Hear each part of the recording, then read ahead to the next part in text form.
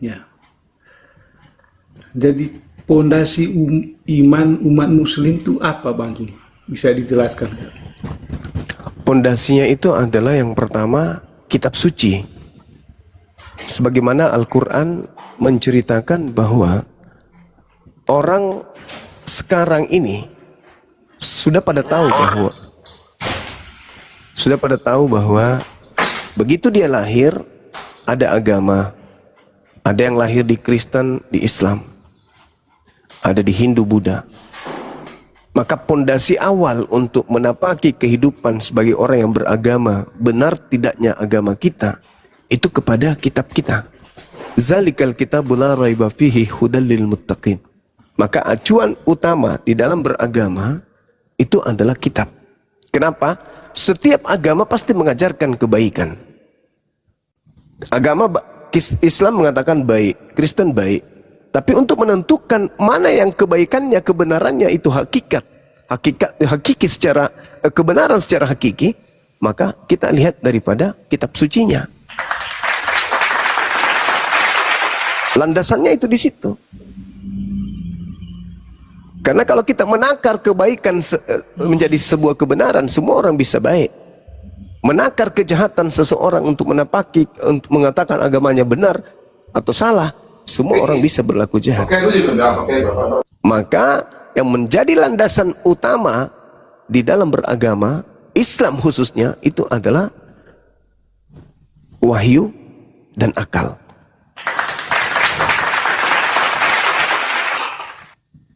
Dua pilar itu, Bang, di Islam. Silakan. Assalamualaikum warahmatullahi wabarakatuh, Muslim. Ya, artinya dari apa yang dijelaskan Bang Juma tadi, berarti pondasi imannya itu adalah Al-Quran ya, Bang Juma ya? Iya, betul. Oke, atau kitab suci lah ya. Oke, Bang Juma. Di dalam Al-Quran itu kan ada disebutkan begini, ada 5 rukun Islam, ada 6 rukun iman. Iya. Apakah itu juga pondasi Bang Iman? Iya, Bang Juma? betul. Untuk menguatkan rukun iman, rukun Islam, maka senjatanya itu adalah kitab suci. Iya. Oke. Sekarang gini Bang Juma, saya mau tanya tentang 6 rukun iman Islam ya. Iya. Ya. 6 rukun iman Islam itu kan di poin yang ketiga ya. Di poin yang ketiga dia mengatakan Allah memerintahkan loh ya. Allah memerintahkan untuk beriman kepada kitab-kitab sebelumnya, yaitu Taurat, Injil, dan Zabur. Benar apa salah, Bang? Iya, benar. Benar itu. Benar ya. Nah, pertanyaan saya itu, kenapa Bang Juma? Itu kan kitab itu bukan kitab umat muslim, tapi kok dijadikan pondasi iman? Silakan. Iya. Jadi kami beriman kepada kitab-kitab sebelum Al-Quran. Maksudnya apa? Maksudnya bahwa agama Islam itu bukan hanya diajarkan kepada kami umat Islam ini, tapi ajaran Islam itu sudah pernah diajarkan kepada nabi-nabi terdahulu melalui sebuah kitab atau ketetapan yang diberikan kepada mereka. Di dalam Al-Quran itu betul. Surah An-Nisa ayat 166. Ya ayyuhalladzina amanu aminu billah wa rasuli wal kitabi. Betul itu. Nah, kami beriman bahwa Taurat pernah diwahyukan kepada Nabi Musa dan kaumnya Bani Israel. Begitu juga Zabur atau Mazmur diwahyukan kepada Nabi Daud. Injil diwahyukan kepada Nabi Isa alaihissalam. Kami beriman pada keadaan itu, bahwa kitab-kitab itu diwahyukan oleh Allah kepada kaumnya Bani Israel melalui rasul yang ditunjuk pada zamannya masing-masing. Nabi Musa, Nabi Daud, Nabi Isa. Terakhir diutus kemudian Al-Quranul Karim litubayyina linnas, untuk seluruh umat manusia. Sedangkan kitab-kitab yang tadi hanya dispesialiskan kepada Bani Israel, Bani Yakub doang. Itu. Kami beriman, kami percaya. Iman itu percaya. Kami percaya bahwa Bill Clinton itu adalah presiden, pernah jadi presiden di sebuah negara. Kami percaya, tetapi bukan presiden kami. Tapi kami percaya. Seperti itu, saudara. Jadi kepercayaan kami itu tidak keliru. Kenapa? Karena Bill Clinton memang pernah menjadi seorang presiden. Itu semisal. Begitu, saudara Salesio. Silakan.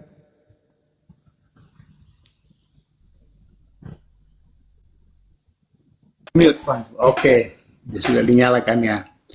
Jadi itu kan yang menjadi masalah itu Bang Juma, yang saya bingung itu loh. Apa itu? Kenapa dijadikan pondasi iman gitu loh? Pondasi iman kami kan kitab suci Al-Quranul Karim yang menerangkan di dalamnya bahwa dulu pernah diwahyukan oleh Allah sebuah kitab ketetapan kepada kaum Bani Israel bernama Torah. Itu iman kami. Al-Quran yang menerangkan itu. Maka kami beriman kepada Al-Quran, bahwasanya Al-Quran menceritakan Nabi Musa alaihissalam pernah menerima wahyu berupa kitab Torah. Gitu. Maksud saya itu kenapa jadi itu kan kitab itu kan untuk Bani Israel ya toh. Iya, memang. Kitab itu kan untuk Bani Israel. Pertanyaan saya itu kenapa dijadikan pondasi umat Islam gitu loh. Pondasi iman kami Quran, Bang. Lah iya, di dalam Al-Quran itu kan mengatakan di 6 rukun iman tadi kan toh. Iya, beriman kepada kitab. Taurat, Injil dan Zabur kan. Iya. Kepada siapa? Kepada siapa Torah itu diwahyukan?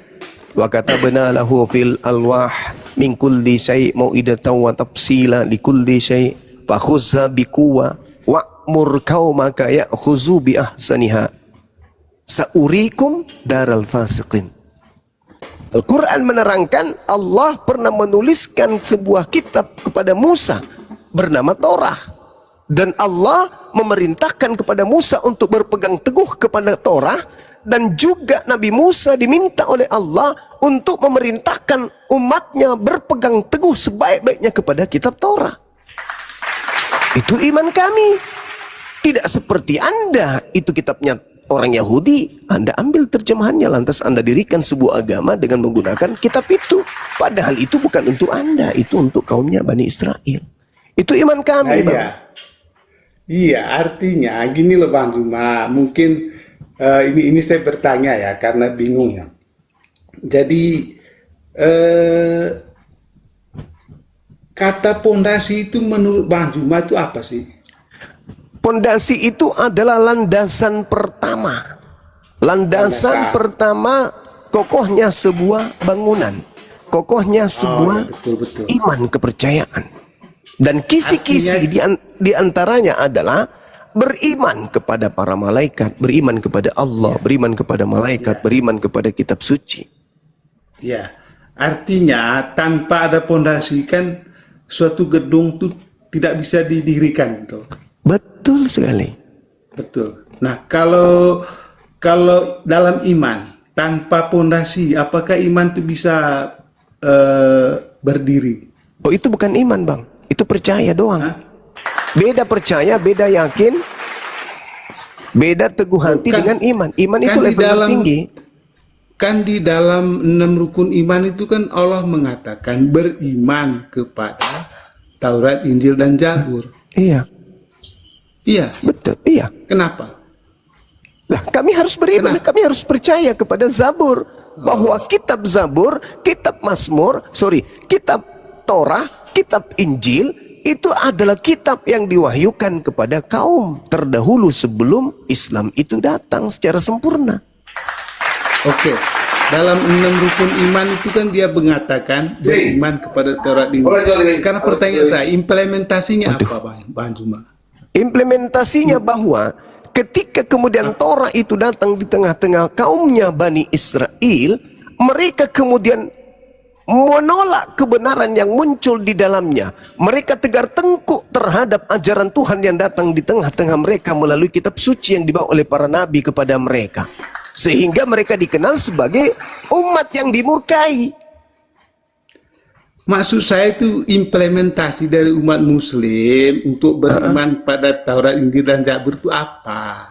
Implementasinya ajakan kemudian kepada penganut Torah untuk masuk ke Islam. Ya ahlal kitab, qad ja'akum rasuluna yubayyinu lakum katsiran mimma kuntum tukhfuna min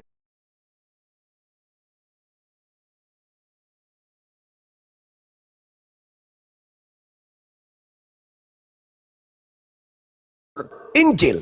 Sungguh nabiku Nabi Muhammad telah datang kepadamu untuk menjelaskan banyak dari isi kitab-kitab itu, kitab suci yang ada padamu yang kalian sembunyikan, dan membiarkan sebagiannya lagi untuk tidak dijelaskan pula.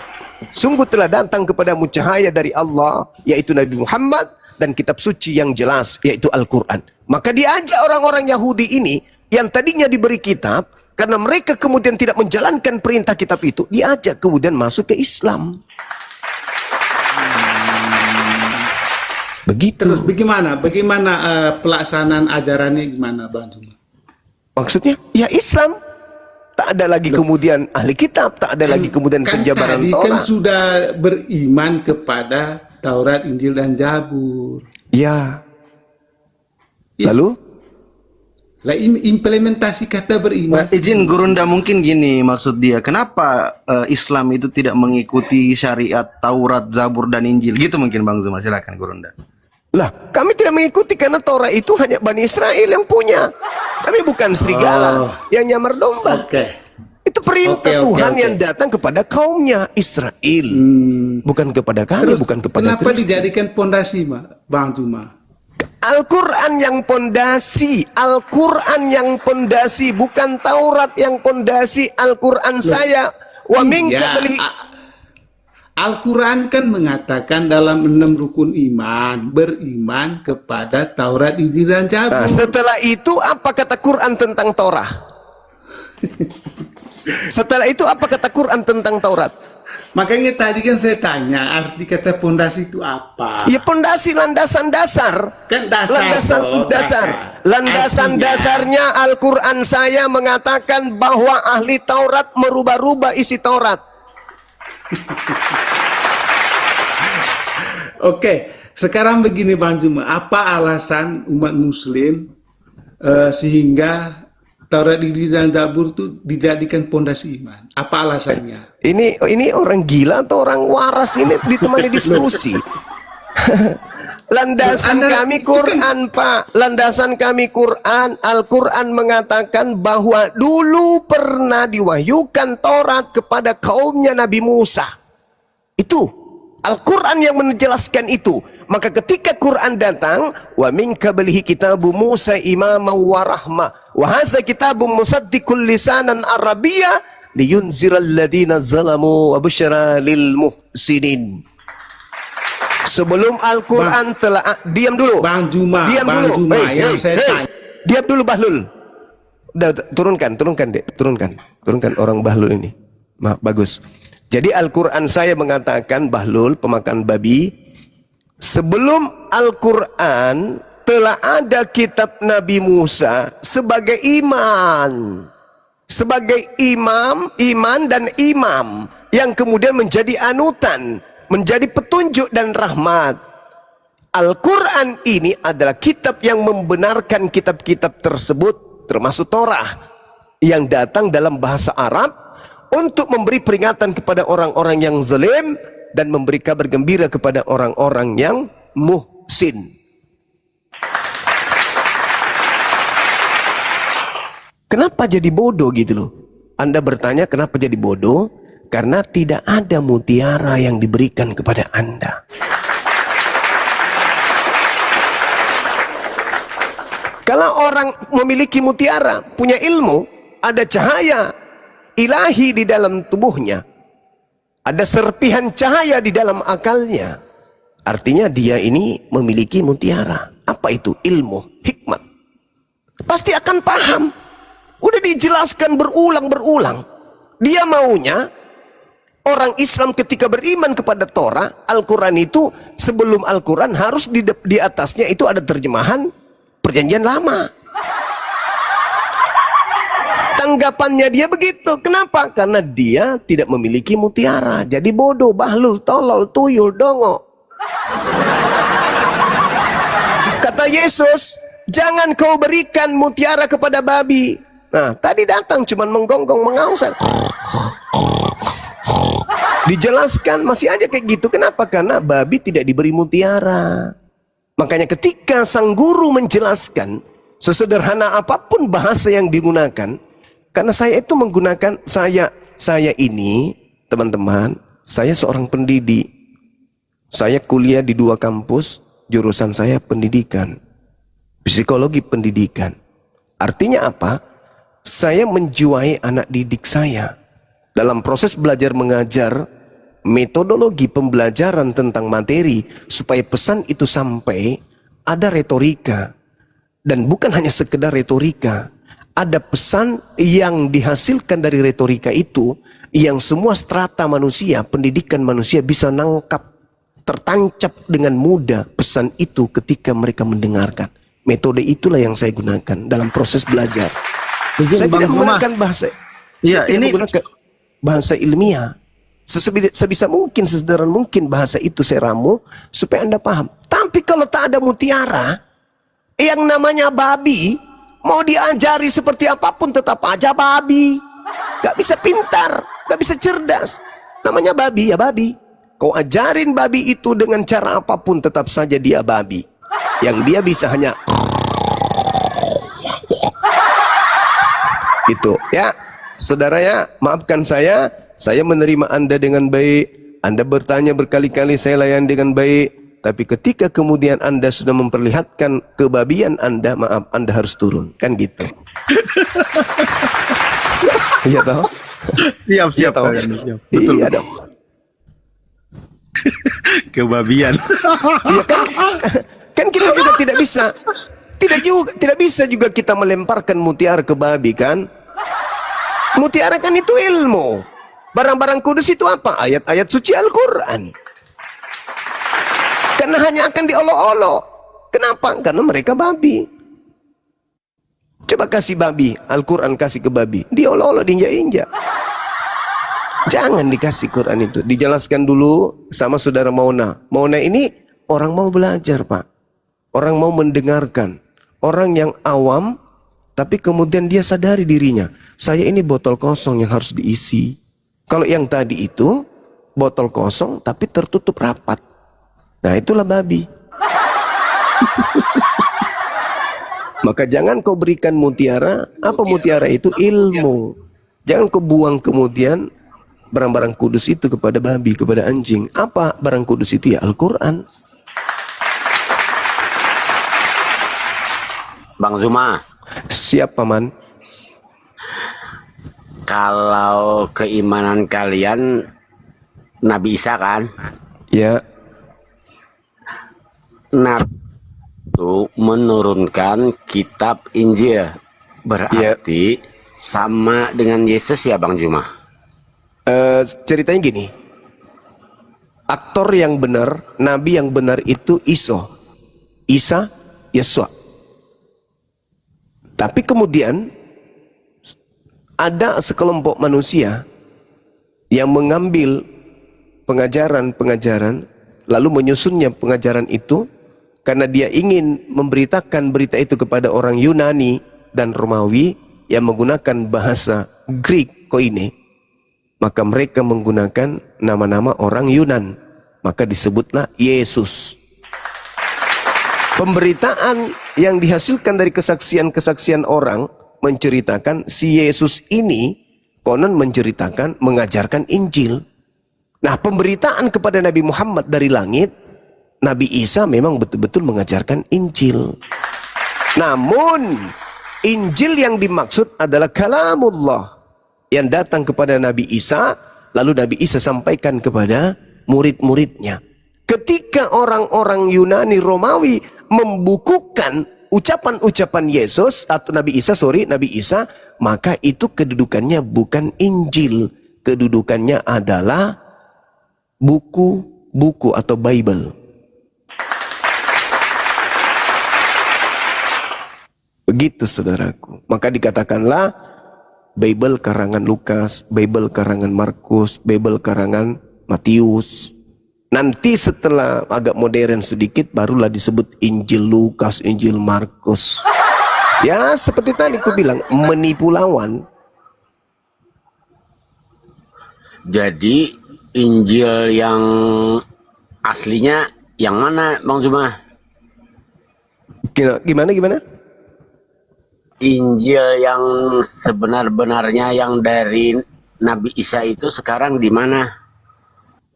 Injil yang diajarkan oleh Nabi Isa itu sama seperti Al-Quran yang diajarkan oleh Nabi Muhammad SAW, bukan berupa kitab pada saat pengajaran. Pembedanya adalah Al-Quran menjadi sebuah kitab, Injil menjadi sebuah kitab. Apa pembedanya? Ketika Al-Quran diwahyukan berupa untaian kalimat, bukan berupa kitab. Al-Quran datang kepada Nabi Muhammad, disampaikan oleh Nabi Muhammad kepada sahabatnya, muridnya. Apa tindakan murid? Menerima, menghafalkan, menuliskan. Jadi ada dua senjata. Yang pertama menghafal, yang kedua menulis. Saling melengkapi. Bagaimana dengan Injil? Yesus mengabarkan Injil. Apa Injil yang diajarkan oleh Yesus? Uraian hadits qudsi. Dalam arti kata, akhir dari penyampaian itu bisa setara dengan itu. Kenapa? Karena tidak dibukukan. Tidak dibukukan dalam arti kata sebuah kitab yang benar disucikan, yang dijamin oleh Allah. Tetapi Nabi Isa menyampaikan sebuah hikmat Torah, hikmat Injil. Hikmat Injil ini diterima oleh muridnya tanpa dihafalkan, tanpa dituliskan. Kenapa dikatakan sebagai kitab? Karena kitab itu artinya ketetapan. Jadi ketetapan Injil, kitab Injil adalah ketetapan Injil. Apa itu? Hikmat Torah. Makanya Nabi Isa tidak datang membawa hukum baru. Kenapa? Karena dia hanya mengajarkan hikmat. Hikmat apa? Hikmat dari pengajaran Nabi Musa yang disebut kemudian hikmat Torah. Inilah yang disebut Injil. Ketika dia dibukukan bukan oleh si murid, bukan dibukukan dari hasil penghafalan. Dia dibukukan hanya dari hasil penyelidikan dari hikmat Injil yang Yesus dakwakan di tengah-tengah kaumnya, Nabi Isa dakwakan. Jadi seibarat seorang guru seperti saya mengajarkan saudara kemudian sebuah kalimat, lalu saudara menghafal. Orang ketiga mendengarkan Anda dengan saya sedang berbincang. Saya mengajarkan sebuah kalimat kepada saudara. Wahai saudaraku Mauna, tiada kemilau seindah sangsil. Anda kemudian menghafal. Tiada kemilau seindah sangsil. Anda menjabarkan dalam hidup saudara. Setiap kemudian Anda mandi, Anda menggunakan sampo sangsil. Ada orang ketiga yang bukan berhadapan dengan saya, mendengarkan mengetahui kemudian kalau saya pernah berkata demikian kepada saudara melalui orang-orang, lalu dia mencatat. Yesus Bang Suma berkata kepada saudara Mauna muridnya, tiada kemilau seindah sangsil. Bisa jadi ditambah. Dan sangsil ini adalah cairan yang digunakan untuk sikat gigi sehari-hari. Bisa, kenapa tidak? Karena yang menulis bukan murid saya. Mereka menulis hanya dari pendengaran-pendengaran, dari kesaksian-kesaksian orang yang didengarkan, cerita-cerita peristiwa-peristiwa yang terjadi tentang Bang Suma dengan muridnya Mauna. Maka yang disebut Injil adalah yang saya sampaikan kepada saudara. Di dalam Yohanes 17:8, kebetulan kebenaran tercatat juga seperti itu. Segala firman yang kau berikan kepada aku telah aku sampaikan kepada muridnya. Pertanyaannya, apakah muridnya setelah menerima firman mereka menghafalkan? Tidak. Apakah ketika murid Yesus menerima segala firman mereka menuliskan? Tidak. Berarti mereka hanya mendengarkan, setelah itu lepas begitu saja. Oleh karena itulah memang murid Yesus itu cuma sedikit. Man ansari ilallah, nahnu ansarullah, cuma itu doang. Setelah itu tak ada lagi. Kenapa? Karena tak ada unsur sanad, unsur ijazah di dalam pengajaran Injil Nabi Isa kepada kaumnya Bani Israel. Tidak sama seperti Quran.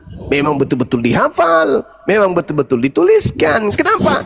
Nahnu nazzalna zikra wa nahnu lahu lahafizun. Kamilah yang mewahyukan Al-Quran, kami juga yang menjaga. Ada nggak jaminan Torah dan Injil ini dijaga? Nggak ada. Dari jaminan Tuhan itu nggak ada. Maka Nabi Isa mengajarkan pengajaran, muridnya mendengarkan dan merealisasikan. Titik. Selesai, hanya sampai di situ. Siapa yang membukukan? Nah, ini saudara Datu dari tadi sibuk, kenapa ya?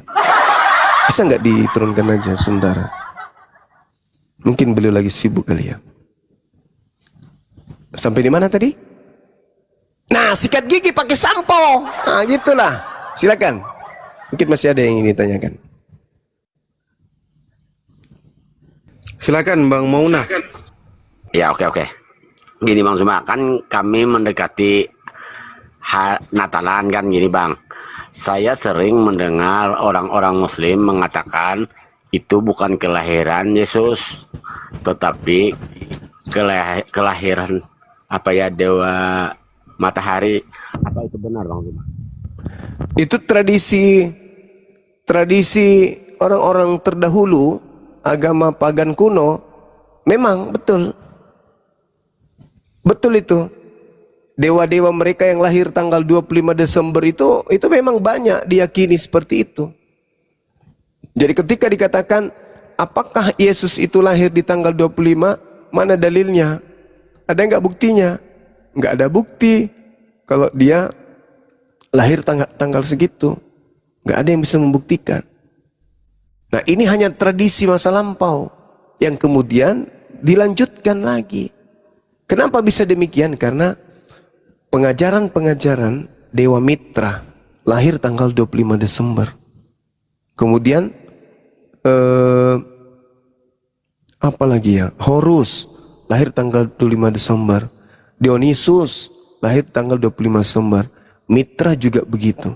Jadi konteks dari kelahiran Kristus tanggal 25 Desember itu bukan disadur, bisa jadi. Bukan ditiru, bisa jadi. Bukan dijiplak, bisa jadi. Tetapi pada faktanya Yesus sendiri tidak lahir di tanggal itu. Yang lahir menurut tradisi paganisme adalah dewa-dewa orang-orang terdahulu, termasuk dewa Hermes. Gitu Bang.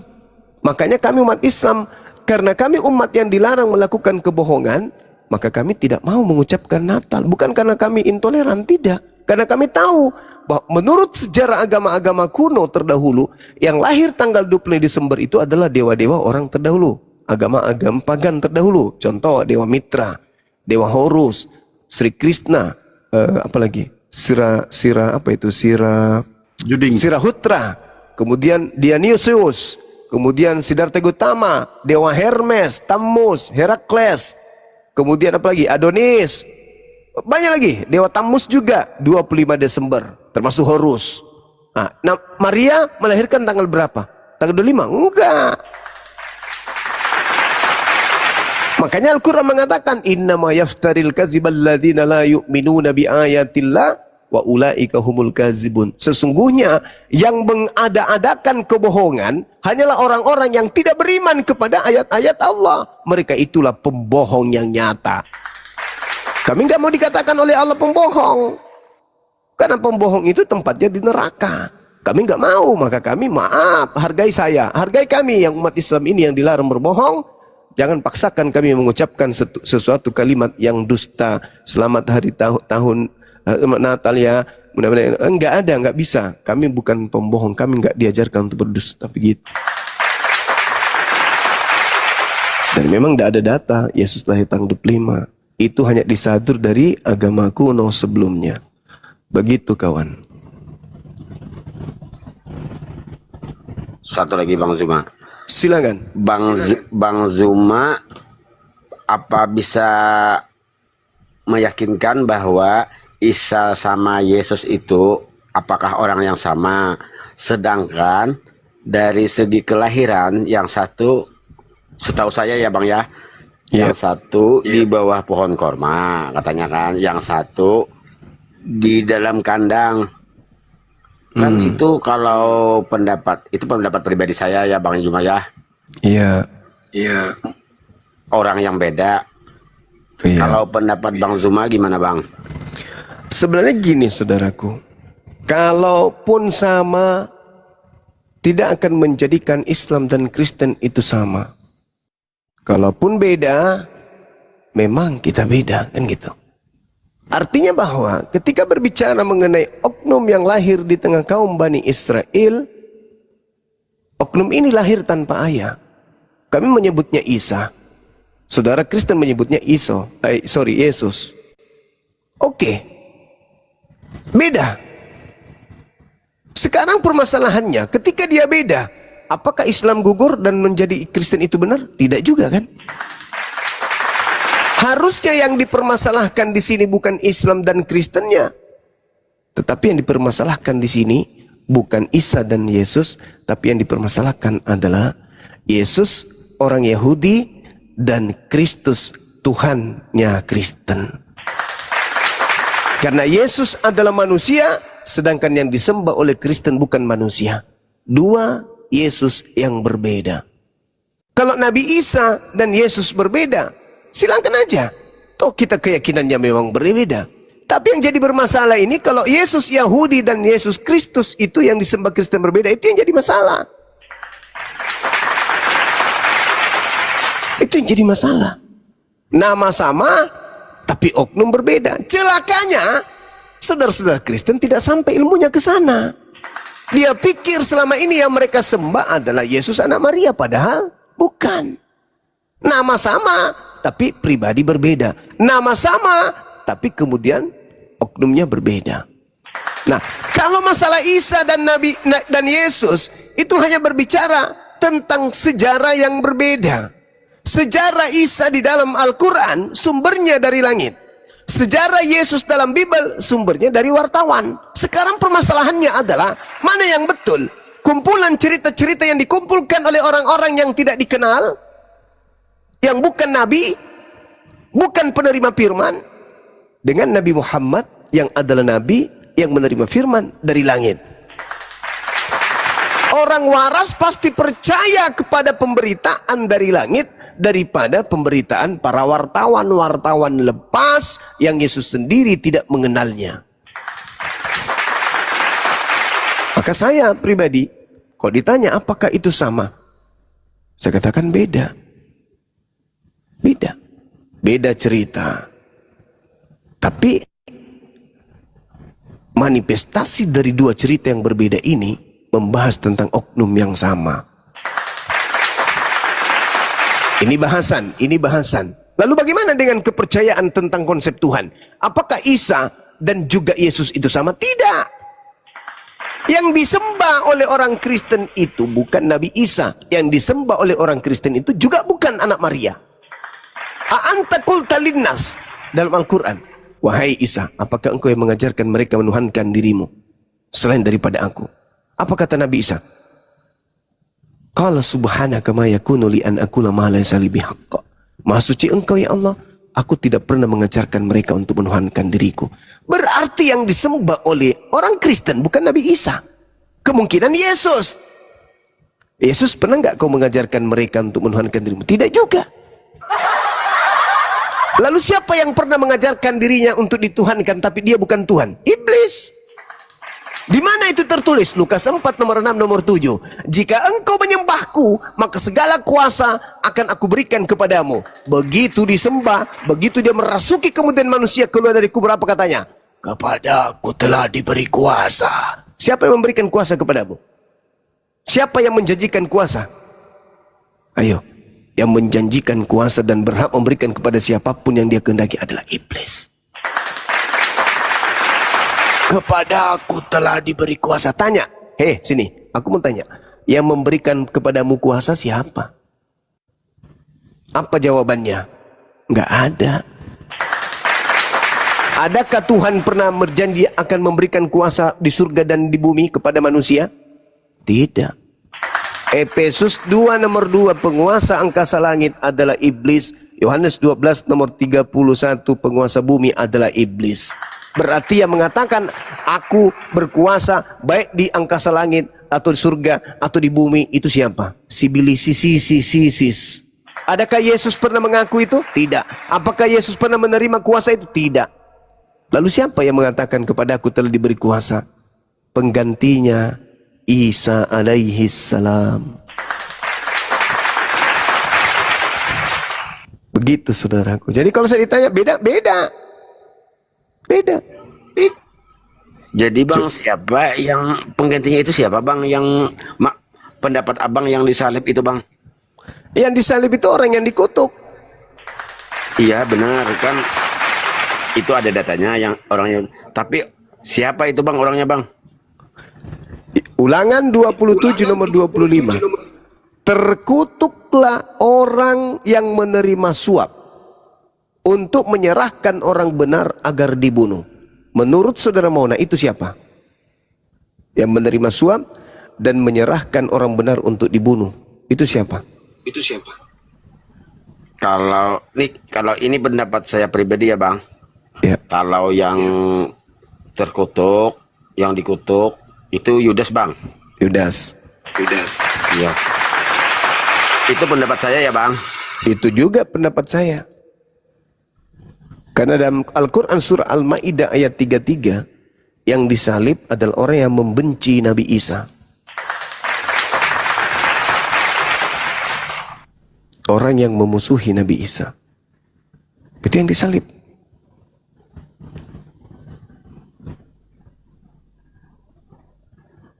Jadi kalau itu benar adalah Yudas, berarti sudah 2000 tahun Yudas disembah. Kenapa bisa begitu? Ada apa? Emang Yudas pernah mengajarkan itu? Tidak. Baca Yohanes 13 nomor 2. Iblis masuk ke dalam tubuh Yudas. Berarti yang berbicara ini adalah iblis dalam tubuh Yudas. Sama seperti Legion yang berbicara di dalam tubuh orang yang ada di pekuburan yang menyembah Yesus di Markus 5. Sama seperti roh tenung yang datang kepada Paulus di Kisah Para Rasul 16 nomor 16, 17, 18. Maka yang keluar dari kubur juga sama persis. Roh jahat, iblis yang masuk ke dalam tubuh manusia. Dan itu pernah Yesus uraikan. Di mana Yesus menguraikannya? Di dalam Matius 12 nomor 43 sampai 45. Ada orang yang di dalam dirinya kerasukan 8 iblis. Nah, Yudas bisa nggak kerasukan iblis? Bisa.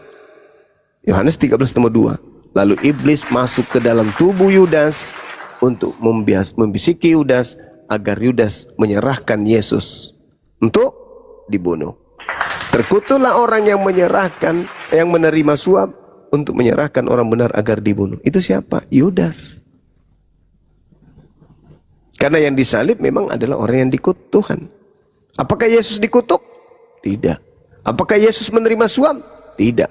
Apakah Yesus orang fasik? Tidak. Beliau orang suci. Tidak mungkin dia yang disalib, tidak mungkin dia dikutuk. Berarti yang disembah selama ini bukan Yesus, tetapi Kristus palsu. Makanya agak lain. Natalan, apalagi Sinterklas, makan babi, tidak bersunat, ibadah minggu. Makanya agak lain.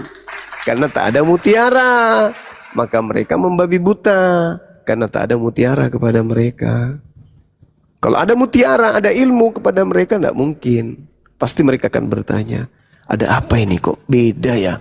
Yesus di dalam Bible mengajarkan ajaran yang berbeda dengan ajaran Kristen. Kalau dikumpulkan semua yang dipraktekkan Yesus lalu kita ikuti prakteknya, maka kita tidak akan jadi Kristen, kita menjadi Yahudi. Lalu kenapa kita harus jadi Kristen kalau Yesus sendiri tidak Kristen? Kan lucu itu. Pengikut Yesus, tapi Yesus tidak Kristen. Gimana ceritanya? Kan lucu kan? Berarti ada Yesus lain yang mengajarkan untuk diikuti, tapi bukan Yesus anak Maria. Kalau Yesus anak Maria diikuti, di dalam Yohanes 14 nomor 12 kata beliau, jika engkau mengasihi aku, maka engkau juga akan melakukan segala pekerjaan yang pernah aku lakukan. Nah, berarti kalau mengasihi Yesus, lakukan apa yang pernah dia lakukan. Nah, kalau dilakukan apa yang pernah Yesus lakukan, maka yang nampak adalah Yudaism. Sunat, puasa, ibadah sabat, tempatnya di sinagoge, bukan di gereja, puasa dan seterusnya. Itu fakta, itu real. Tapi Kristen selalu mengaku, kami ini pengikut siapa? Pengikut Yesus. Lah, tapi kok kelakuan kalian tidak seperti Yesus? Oh, maksudnya pengikut Kristus yang datang keluar dari kubur. Bukan yang datang keluar dari rahim Maria, tapi yang keluar dari rahim bumi. Itu oknum yang berbeda. Oke, Bang Zuma. silakan. Iya. Gini Bang, ini saya semuanya sudah saya rekam Bang Zuma. Nanti saya Siap. pelajarin, iya, pelajarin Baik, Bang. secara perlahannya Bang Zuma ya. Baik bang, baik. Itu aja ya Bang Zuma. Siap. Sekali lagi Bang Zuma, Bang Handi, Bang Pandi, saya pribadi minta maaf ya sama umat Muslim karena saya sering menghujat. Saya berjanji tidak akan lagi seperti itu. Iya kawan. Saya benar-benar ingin belajar Bang Zuma. Iya Saya sama juga. Aku juga mau belajar. Iya. Sama-sama kita Bang belajar. Zuma. Saya juga minta Bang maaf Zuma. ya. Ya, makasih ya Bang Zuma ya. Sama-sama bang. Ya, Bang Handi ini cerdas juga Bang Zuma. Betul. Sama iya. Masya Tapi Bang Allah. Zuma emang kalau masalah hebat, jujur Bang Zuma hebat. Siap. Makasih. Ya, makasih ya Bang Zuma ya. Sama-sama. Selamat malam. Malam.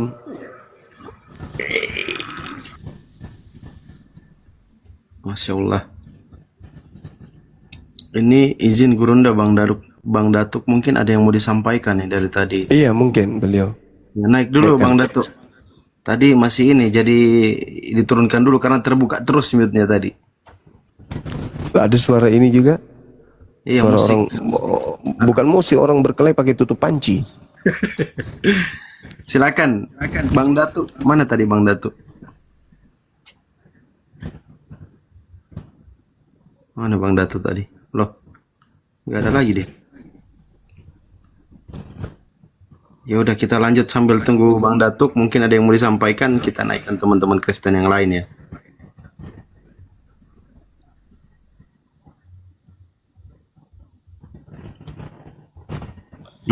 Ini lagi Joseph lagi. Saya boleh tanggapi omongan kosong Bang Zuma nggak? Saya udah catat semua loh, mulai dari Injil, mulai dari ISO dan lain-lain. Boleh nggak saya bantah semuanya? Silakan. Oke. Kalau Injil tuh artinya apa, Zuma? Itu isi malam, itu adalah nama, tidak ada artinya. Kata Injil itu asal katanya dari apa? Gimana sih? Injil itu nama, tidak ada arti. Injil itu dari Angelion. Oh, itu dari Talu. Enggak, sini dengerin. Muslim lihat ya. Kalau saya diturunkan berarti dia takut ya. Itu dari Talu. Tolong kau tunjukkan di dalam original. Teman-teman yang Muslim sekarang. Tolong kau tunjukkan original teksnya. Sekarang- Kata Injil ada nggak dalam kitabmu? Ada nggak? Juga. Ada nggak? Asal Yang ada kata adalah Injil. Evangelion, artinya kabar gembira atau kabar baik. Ya, karena kamu menyerap. Nih, dengerin saya. Enggak menyerap pula, menyerap Iya. matamu suwe. Enggak ada itu menyerap dari Hong Kong. Coba kau Saya bahas tunjukkan. semuanya berani. Kau tunjukkan kepada saya di Enggak, mana kamu ada. Shh, diam. Di mana? Loh. Dengar. Kau tunjukkan kepada saya di mana ada Bible dalam bahasa Arab pada abad ke-7 di Arab. Tunjukkan kepada saya. Tunjukkan. Bahas dulu tentang Injil, jangan lari Ya kau. itu makanya dari mana kau Oke, bilang bisa stop. Dur? Sedang orang Arab tidak mengerti tentang kitab lo. Oke, Kitab lo sekarang- nanti diterjemahkan ke dalam bahasa Arab di abad ke-9. Tuyul. Baru niru-niru Injil. Dalam bahasa Inggrisnya pun, bahasa tertua atau bahasa Yunani sekalipun tak ada kata Injil. Evangelion itu. Kau pandai-pandaian. Oke. Jangan main. Nah, kau Kenapa? tunjukkan datamu, silakan. Oke. Setelah saya tanya kata Injil, Injil, kata apa arti kata Yesus? Injil, apa arti kata Injil? Semua kau ingin artikan. Ini apa arti kata ini? Apa kata ini? Apa arti kata ini? Emang kitab terjemahan Al-Quran itu? Kalau kitabmu kitab terjemahan, semuanya ada artinya. Karena semua diterjemahkan. Namanya kitab terjemahan. Pandai-pandaian kau, kitabmu itu nanti ada dalam bahasa Arab. Itu di abad ke-9, tuyul. So paten. Niru Islam, ngaku-ngaku dia yang ditiru. Pret. Kata Injil jelas-jelas Evangelion. Evangelion. Jadi Injil. Diminta data, ini dong ada datanya bang. Apa itu? Abad pertama, apa di abad pertama? Evangelion, ya bukan Injil itu. Kabar gembira itu.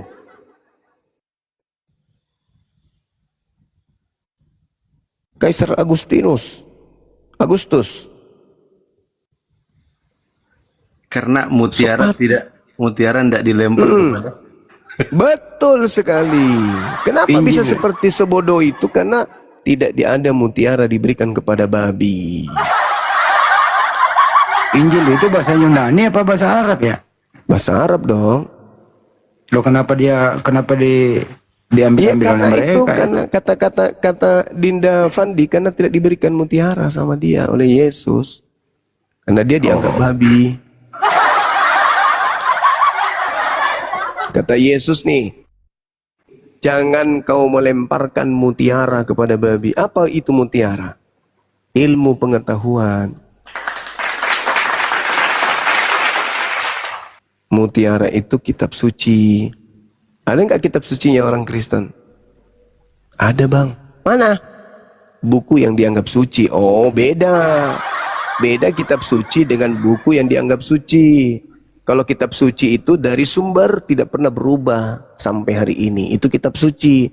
Kalau kitab yang direvisi, koreksi, tambal sulam, itu bukan kitab suci, tapi kitab yang dianggap suci. Beda itu. Sampai dulu Bang Datu, ada yang mau disampaikan Bang Datu? Silakan Datuk. Silakan Bang Datuk, dibuka mute-nya. Assalamualaikum. Mute-nya dibuka dulu. Assalamualaikum warahmatullahi wabarakatuh, Bang Zuma, Waalaikumsalam. Bang Pandi, Bang yang buat yang Muslim yang di bawah. Assalamualaikum warahmatullahi wabarakatuh. Jadi mengenai di Sumbar, Bang Zuma, setelah 1 hari 2 malam kami bekerja untuk 2 hari. Dibesarkan ya. Ya, 2 hari untuk menyampaikan menyalurkan bantuan dari umat melalui API. Alhamdulillah telah kami sampaikan untuk paketnya ada sekitar 230 paket, yaitu sekitar 600 kilo beras. Kemudian ada berupa uang saya kasih, kemudian berupa semen, kemudian ada beberapa lagi Beras. sesuai dengan laporan yang saya kirim tadi kepada Bang Zuma, kepada Ustaz Alif. Semuanya telah saya salurkan dan mereka mengucapkan banyak-banyak terima kasih kepada API, kepada Bang Zuma dan semua umat yang telah memberikan donasi untuk Sumbar. Demikian Bang Zuma laporan. Nanti masalah ininya Bapak nanti saya Alhamdulillah ya Progresinya. Alhamdulillah. Untuk yang anak yang ibunya tercebur yang sampai sekarang belum ditemukan itu Bang Zuma saya kasih 1,5 Bang Zuma. Siap. 1,5 juta saya kasih. Nggak tega, Alhamdulillah. pertama saya kasih 1 juta. Nggak tega saya, bajunya nggak ada, baju sekolahnya dia kesenam, dia maju sedikit, saya tambah 500 lagi. Ya. Oh iya. Itu kalau mau sekolah di Jakarta diinfo ke kita, Bang. Saya tanya dulu sama saudaranya, kalau mau dia. Iya. Ayahnya Iya. sakit-sakitan. Oh, sakit-sakitan. ada ayahnya. Ayahnya Kira. sakit-sakitan. Oh iya iya iya. Jadi saya gini, udah komit saya tadi juga dengan perantau-perantau di Sumbar, di Jakarta. Saya bilang kasih tahu Maria dan mereka akan mencoba untuk mengangkat sebagai anak karena ini kasihan katanya. Itu Bang Zuma.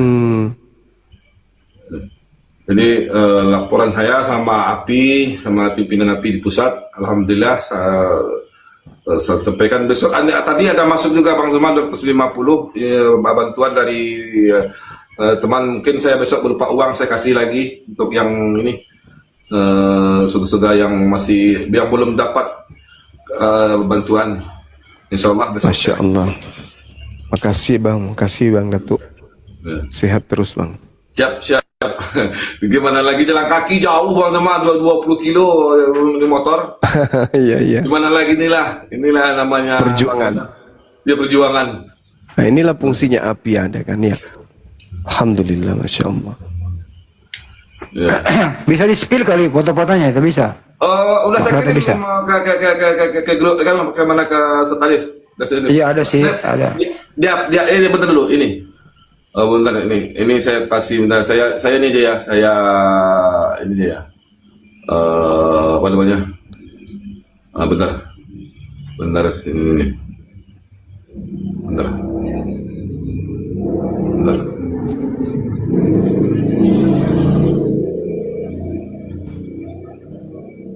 Ini Bang, ini masyarakat ini langsung saya maunya langsung ke masyarakat, tidak melalui Pemda atau apa, saya langsung ke tengah masyarakat. Kalau lewat Pemda atau lewat Basnas atau nanti bantuan itu tidak akan tercapai ke masyarakat. Enggak kayak begitu. Kalau melalui Basnas sampai juga. Sampai Tapi juga, kalau tapi langsung lama, lebih lama. cepat. Ya. Iya, lama Bang Andi, lama Bang Di. Jadi Karena banyak masyarakat yang sudah butuh diurusinnya sekali. gitu. Ya. Bukan nggak nyampe, dicabut dulu, bukan yang nggak nyampe, cuman Jadi saya betul ya. Iya, iya. Sorry, bukan nyampai tapi lama gitu ya, Bang. Lama maksudnya. Jadi bukan maaf ya, bukan tidak sampai tapi lama gitu. Jadi saya ingin cepat ke masyarakat, langsung ke masyarakat dan langsung dengan masyarakat penerima untuk bantuan tersebut. Jadi alhamdulillah saya kumpulkan masyarakat untuk ini yang terkena bencana Bang Di, ini hancur ini rumah penduduk ini di situ hancur itu. Kemudian yang di grup aja tadi, yang di grup di SPL aja, yang di grup siap, yang antum kirim siap. itu Pak. siap Bang Di, siap. Ini bantuan untuk masyarakat untuk ini sudah sampai ada sekitar 5 titik yang dari kemarin 5 titik saya kasih untuk anak tersebut. Kemudian untuk 50 sak semen, untuk sak semen, alhamdulillah mereka berterima kasih sekali kepada kita, kepada pimpinan API, kepada umat itu Bang Adi. Itu Bang Adi. Lanjut Bang Adi. Masih ada yang lain tuh. Coba yang Masih lain. banyak Bang Adi. Bentar dulu. Jadi spill aja semua nggak apa-apa. Oke, siap Bang Adi. Siap Bang Adi. Dalam ini Bang Di, dan ini anak yang terkena aduh mau tutup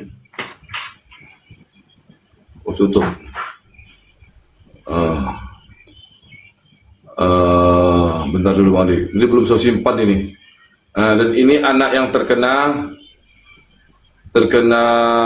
apa namanya, aduh kok nggak bisa juga gitu kan ya. Ini anak kita yang terkena apa, ibunya yang meninggal dunia sampai sekarang belum diketemukan. Belum ditemukan sampai sekarang. Saya dengarnya nangis, saya lihat ini nangis ya Bang Di. Saya telepon Ustaz Alif, nangis saya. mengadukan anak tersebut karena anak ini sedang dalam masa kasih sayang, kemudian butuh seorang ibu. Nggak nyangka ibunya langsung terjun ke dalam sungai di tengah-tengah jembatan, ya, di tengah-tengah jembatan ibunya meninggal dunia. Ini ini bantuan untuk ini semuanya bantuan-bantuannya alhamdulillah sudah kita sampaikan. Yang lain lagi masih ada itu. Bentar dulu Bang Mali, tidak bisa dibuka ya Bang Mali, nggak masuk dalam ini saya. Bukan ini. Bukan ini Bang Mali. Bentar dulu tidak bisa dibuka ini. Kalau bisa dibuka yang lainnya. Yang lainnya berupa video Bang Ali, berupa video. Video itu di ini saya ada tuh di Facebook saya. Ini berupa video Bang Ali. Berupa video semuanya. Oke, kalau gitu saya buka ya. Apa pula ini? Apa pula tuh? Itu semuanya Bang Ali. Tadi saya ada video tuh banyak saya pakai, lupa saya ini ya.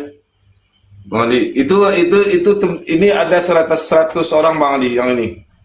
Ada 100 kakak itu. Untuk di sini. Tempat lain ada 80, tempat lain ada 40 juga, jadi ada sekitar 220. Kemudian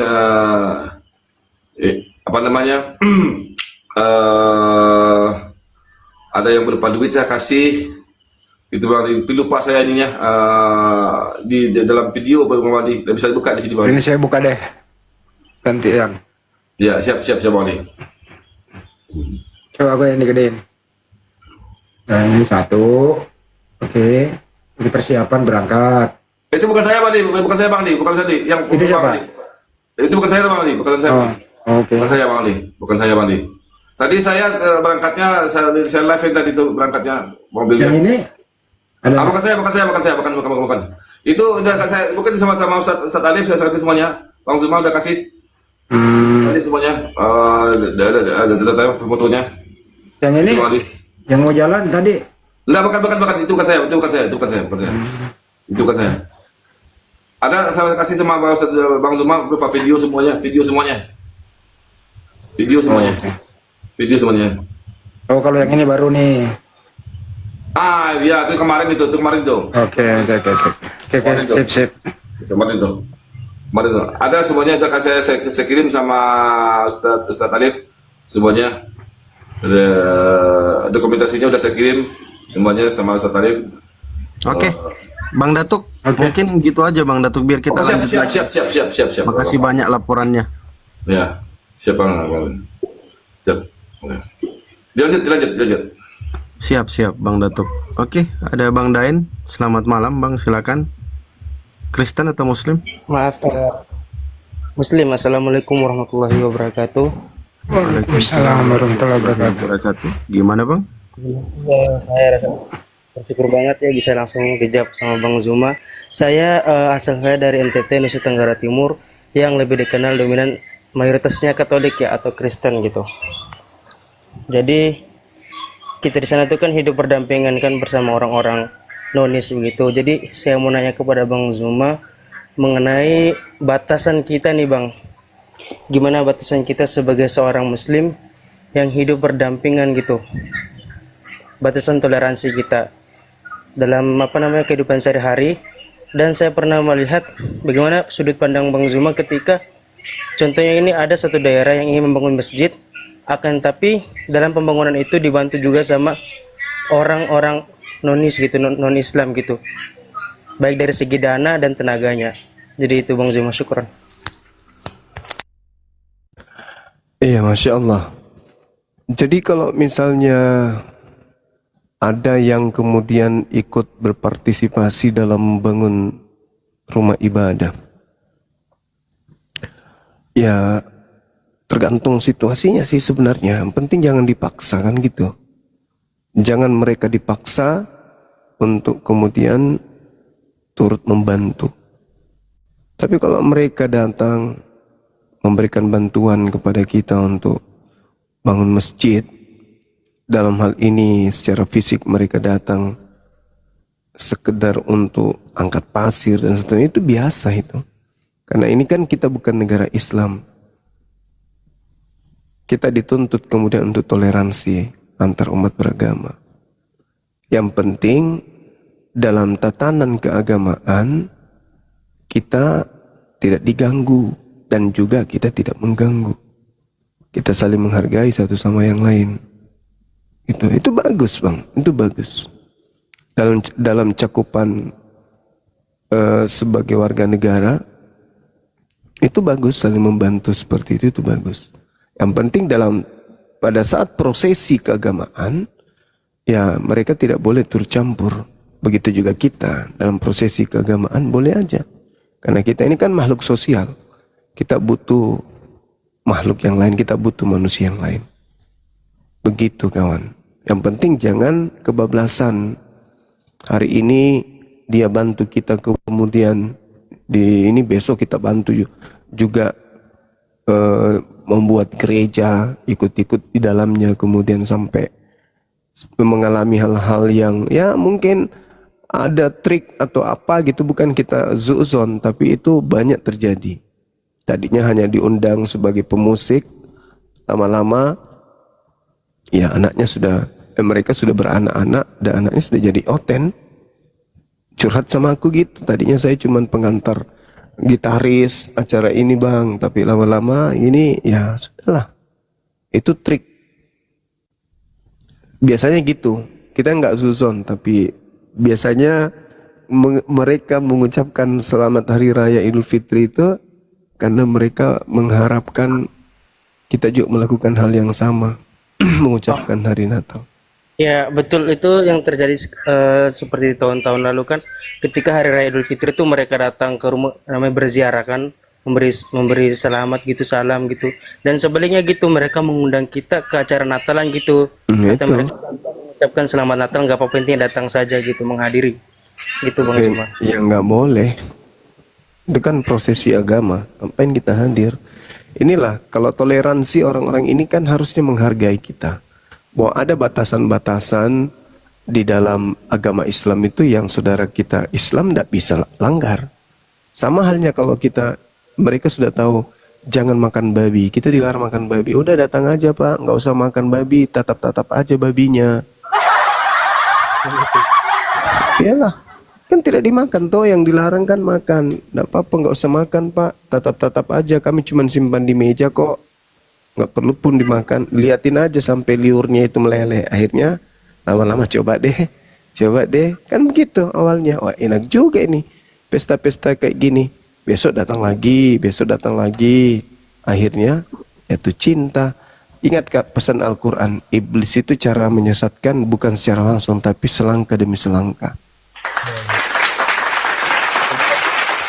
Saya sudah menangkapnya. Intinya kalau masalah tentang akidah itu ya, kita harus tegas dan betul sekali. Dan saudara kita Kristen pun harus sadar itu, bahwa realisasi daripada saling menghargai dan mengasihi adalah memahami batasan-batasan agama saudara kita, kan gitu. Sudah tahu dilarang, mereka ikut, janganlah diundang.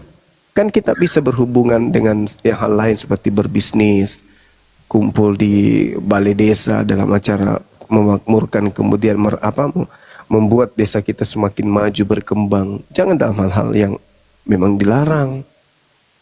Kalau dalam hal yang lain silakan. Kerjasama membangun jembatan, ayo. Tapi kerjasama bikin acara Natalan ya janganlah, itu tidak toleransi namanya.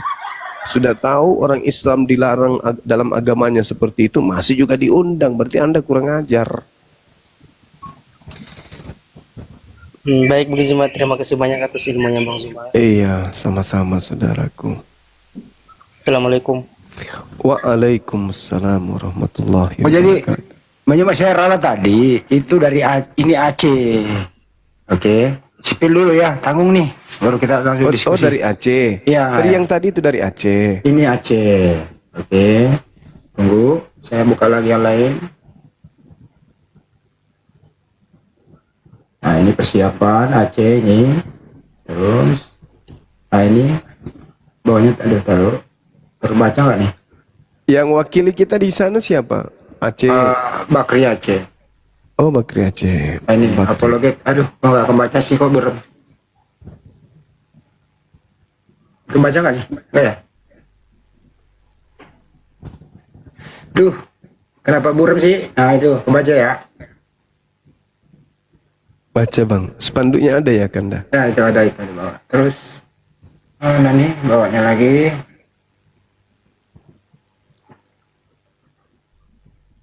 Ada sih spanduknya nih.